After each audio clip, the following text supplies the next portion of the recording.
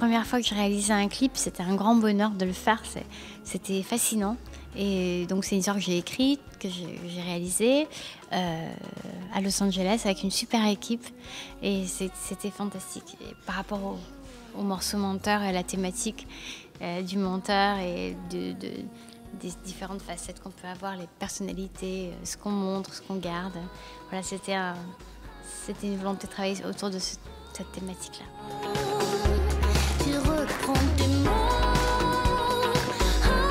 Le menteur, pour moi, c'était aussi le joueur de poker qui va toujours essayer de cacher son jeu. Et c'était idéal, en fait, d'être entre Los Angeles, Las Vegas. Ça m'a inspiré cette histoire très, voilà, peut-être de mensonge, mais aussi de ce jeu de rôle.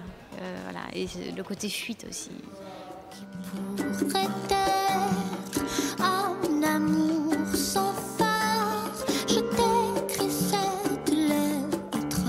Chaque album a vraiment sa thématique, sa poétique. Donc là, c'est un album qui est très féminin, très arrangé, beaucoup de cordes, très romantique. Donc ça, c'est très français, très rattaché à la ville de Paris. Donc c'est complètement différent d'un album comme Big Machine, qui était très attaché lui à New York, qui avait une énergie beaucoup plus directe, très frontale, un peu plus pop peut-être. Et du premier album qui était un peu plus expérimental, plus sur le travail électronique, plus fait à la maison, un peu plus coton, avec un cocon aussi, avec un côté un peu plus chuchoté. Ça correspondait à une époque de ma vie qui était beaucoup plus... Voilà, en fait, je me dis le challenge, c'est un petit peu d'être en phase à chaque album. Qu'est-ce qui est le fil conducteur de ton album finalement ? C'est une histoire d'amour qui se passe à Paris, donc c'est des chansons très romantiques, tout ça, avec ce côté très, inspiré par un Paris peut-être du début du siècle dernier.